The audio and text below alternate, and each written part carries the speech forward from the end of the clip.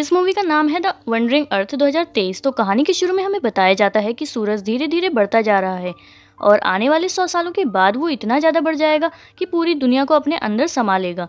अब इस तबाही से बचने के लिए सभी मुल्कों ने मिलकर एक गवर्नमेंट तैयार की जिसका नाम यूएजी था। इस गवर्नमेंट ने बहुत सारे प्रोजेक्ट तैयार किए जो आने वाले वक्तों में इंसानों की बेहतरी के लिए काम आ सकते थे। इस प्रोग्राम में इंसानों के दिमाग को एआई कंप्यूटर की मदद से चिप में स्टोर किया जाता था। इससे होता ये था कि वो मरने के बाद भी अपनी फैमिली के साथ रह सकते थे, यानी कि उनके दिमाग को किसी भी चीज़ से ट्रांसफ़र किया जा सकता था।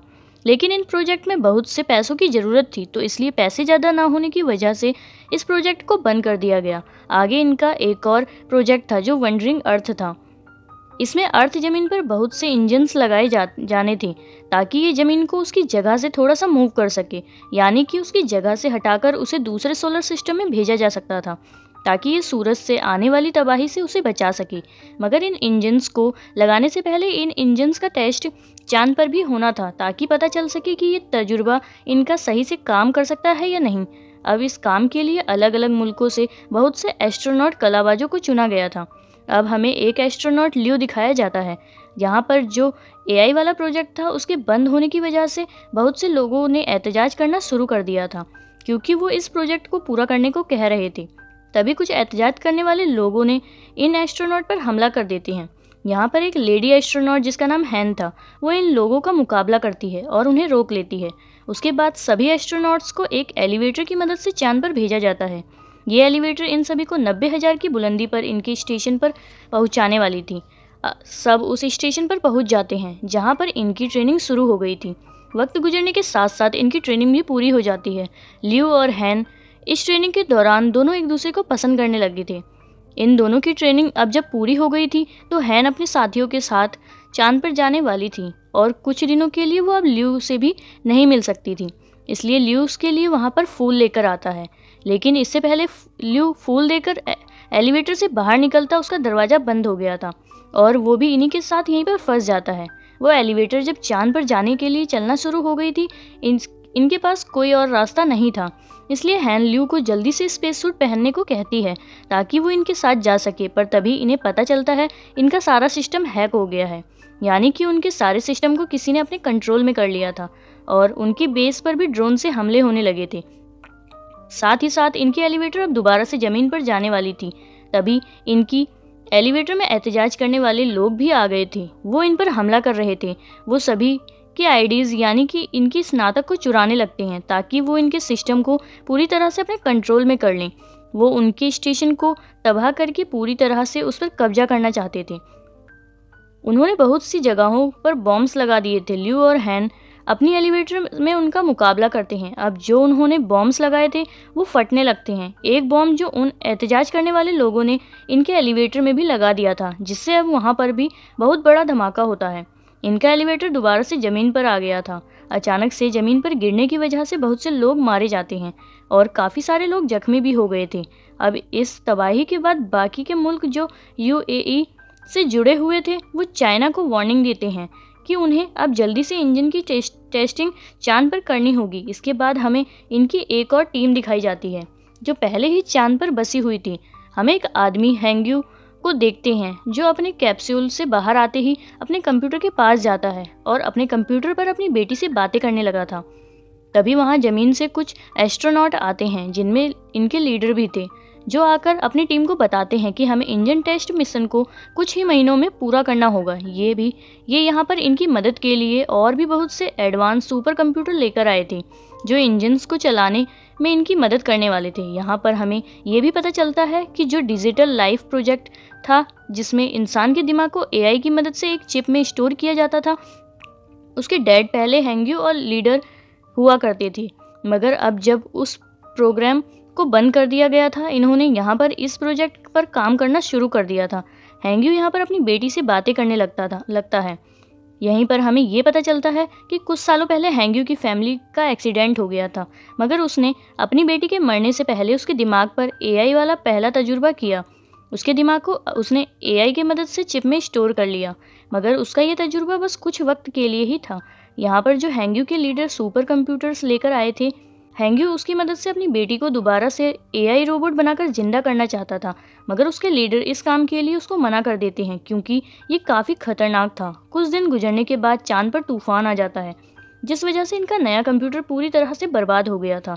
अब इनके पास इंजन्स को चलाने का कोई दूसरा रास्ता भी नहीं था, इसलिए अब ये सब अपने पुराने कंप्यूटर्स को इस्तेमाल करने का सोचते हैं। मगर इनकी सारी डिटेल जानकारी हैंग्यू के पास थी, जो इन्हें देने से मना कर देता है। अब लीडर ये कहता है उसे इनकी मदद करनी होगी। हैंग्यू अब उनकी मदद के लिए तैयार था, मगर वो लीडर से ये कहता है कि आपको मुझसे ये वादा करना होगा कि जो भी नया सुपर कंप्यूटर बनाया जाएगा उसके बारे में सारी डिटेल्स आपको मुझे भी देनी होगी। वो उसकी मदद से अपनी बेटी को एआई यानी कि रोबोट फॉर्म में वापस लाकर जिंदा करने वाला था। अब लीडर उसकी बात को मान गया था। हैंग्यू पुराने कंप्यूटर्स को ऑन करता है, जिसकी मदद से इंजन्स स्टार्ट हो गया था, यानी कि इनका जो टेस्ट था उसमें ये लोग कामयाब हो जाते हैं। अब इसी टेस्ट की वजह से ये चांद अपनी जगह से हट गया था और साथ ही जो ज़मीन पर इन्होंने इंजन्स को लगाए थे वो भी ऑन हो जाते हैं, जिससे ज़मीन भी अब थोड़ी सी अपनी जगह से हट गई थी। ये लोग धीरे धीरे अपनी प्रोजेक्ट में कामयाब हो रहे थे। जो सूरज की वजह से तबाही होने वाली थी, इनका वो डर भी अब ख़त्म हो रहा था।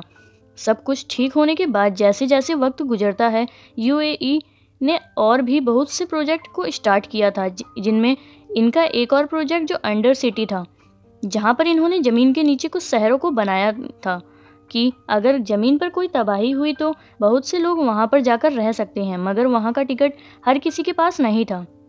इसके बाद हमें कहानी में हैन और ल्यू दोबारा दिखाए जाते हैं, जिनकी अब शादी हो गई थी। उनका एक बेटा भी था, पर जब ये लोग मिशन पर गए थे उस वजह से हैन को कैंसर हो गया था, इसलिए उसकी हालत बहुत ख़राब होती है और वो बहुत जल्दी मरने वाली थी। अब नए सुपर्स कंप्यूटर भी बनाए गए थे, उनके अंदर बहुत ही एडवांस टेक्नोलॉजी को भी डाला गया था। उन्हीं में से एक कंप्यूटर जिसके सामने ल्यू बैठा था, वो कंप्यूटर उसका इंटरव्यू ले रहा था। यहीं पर हैंग्यू भी उन्हें देख रहा होता है। जब रात होती है तो रात को हैंग्यू अब उन कंप्यूटर्स के पास जाता है। जैसा कि हम जानते हैं, वो इन कंप्यूटर्स की मदद से अपनी बेटी को बनाना चाहता था, पर यहाँ तभी इनकी हेड आ जाती है जो हैंग्यू को ये सब करने से रोक रहे थे। मगर इससे पहले हैंग्यू ने बहुत सारे कंप्यूटर्स के सिस्टम्स को ख़राब कर दिया, जिसका नुकसान चांद पर जो इन्होंने इंजन्स लगाए थे उन्हें होता है। वो अब कंप्यूटर के इस गलत सिस्टम्स पावर से फट गए थे, जिस वजह से चांद अपनी जगह से हट गया था और 7 दिन के अंदर अंदर वो ज़मीन से टकराने वाला था। इसलिए चाइना अपने अंडरग्राउंड शहरों को भी खोल देती है ताकि लोगों की जान बच पाए। उधर हैन ल्यू से कहती है कि मैं कुछ दिन में ही मरने वाली हूँ, तो इसलिए तुम मेरा अंडरग्राउंड सिटी कार्ड तुम अपने डैड को दे देना, ताकि अगर तुम स्पेस में जाओ तो पीछे तुम्हारे डैड हमारी बेटी के साथ सही सलामत रह सकें। कुछ दिन के बाद हैन की भी मौत हो जाती है और ल्यू के डैड उसकी बेटी को लेकर अंडरग्राउंड शहर में चले गए थे। चाइना भी पूरे शहर में ये खबर फैला देता है कि चांद बहुत जल्द ज़मीन से टकराने वाला है, मगर साथ ही साथ वो ये भी कहते हैं कि इसका हल भी इन्हीं के पास है। वो स्पेस में जाकर चांद पर बहुत से धमाके करेंगे, जिससे चांद ज़मीन से थोड़ा दूर हो जाएगा और फिर ज़मीन पर इंजन्स को लगाकर उसे चांद से दूर ले जाएंगे। और इस काम के इन्हें गवर्नमेंट की भी मंजूरी दे दी गई थी। ल्यू भी अब इस मिशन पर स्पेस पर चला गया था। वो जाकर स्टेशन पर अपने हेड से मिलता है जो इसे ट्रेनिंग देने वाले थे। जब ल्यू की ट्रेनिंग पूरी हो जाती है, ये अब अपनी टीम के साथ स्पेसक्राफ्ट में बैठकर चांद की तरफ निकल गया था। इनका काम था कि चांद पर जाकर जगह जगह बॉम्ब्स को गिराना। अब जब ये लोग बॉम्ब्स को गिराकर वापस से लौट रहे थे, तभी एक दूसरा स्पेसक्राफ्ट अनबैलेंस होकर इनके स्पेसक्राफ्ट से टकराकर तबाह हो जाता है, जिस वजह से इनका स्पेसक्राफ्ट भी खराब हो गया था। ये लोग जल्दी से अपनी कैप्सूल की तरफ जाते हैं, मगर ये 4 थे और कैप्सूल सिर्फ 3 सीट्स थी। इसलिए ल्यू अपने साथियों की जान बचाकर उन्हें भेज देता है और खुद यहीं पर रहने का फैसला करता है। ज़मीन पर हैंग्यू और लीडर भी आ गए थे। यहाँ पर आकर इन्हें ये पता चलता है कि हर चीज़ को ठीक करने के लिए इन्हें इंटरनेट सिस्टम को ऑन करना होगा, जो कि अब ख़राब हो चुका है। अब ये सारी टीम समंदर के अंदर जाने का फैसला करती है, जहाँ पर इनका एक और स्टेशन था। लीडर और हैंग्यू को भी समंदर के अंदर जाकर सुपर कंप्यूटर की मदद से इंटरनेट को ठीक करना था।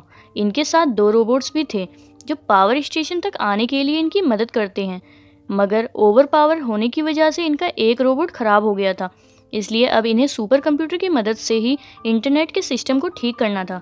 उधर बॉम्ब के फटने की वजह से चांद का मलबा भी अब जमीन पर आकर गिरने लगा था, जिसका कुछ हिस्सा समंदर में भी हैंग्यूक और लीडर के पास जाकर गिरता है, जिस वजह से अब इनके स्टेशन पर भी समंदर का पानी आने लगा था।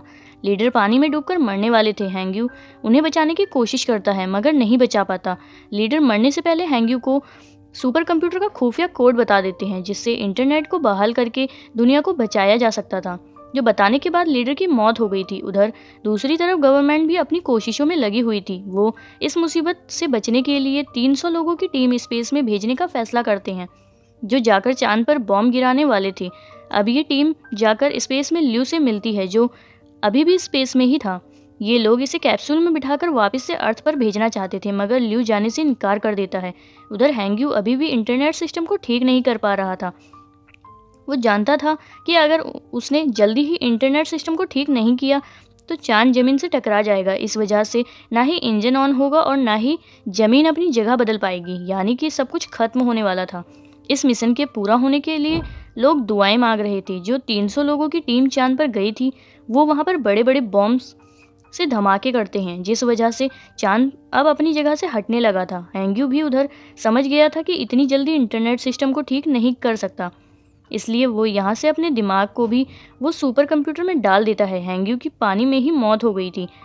जब सबको ये पता चलता है कि हैंग्यूक मर गया, सभी की उम्मीद टूट गई थी, क्योंकि उन्हें अब ऐसा लग रहा था कि दुनिया खत्म हो जाएगी। पर हैंग्यूक के मरते ही सब कुछ उसका दिमाग सुपर कंप्यूटर में ट्रांसफ़र हो गया था। वो कंप्यूटर खुद ही इंटरनेट कनेक्शन को रिस्टोर करने लगता है। अब ज़मीन पर भी सभी इंजन्स को भी चला दिया गया था। दरअसल उन सुपर कंप्यूटर्स के अंदर अब हैंग्यूक का दिमाग था, जिस वजह से इंटरनेट के ठीक होते ही सभी इंजन्स स्टार्ट हो जाते हैं और चांद भी ज़मीन से दूर हो जाता है। ये मिशन कामयाब हो गया था। पूरी दुनिया बच गई थी। सभी खुश थे। इन्होंने अपने नए सफ़र को शुरू किया था। इसके बाद हमें 2065 दिखाया जाता है। अब ज़मीन पर और भी ऐसे बहुत से इंजन्स बनाने का काम चल रहा था। ल्यू भी इसी मिशन में शामिल था। तो इसी कहानी के साथ यहीं पर ये कहानी ख़त्म हो जाती है।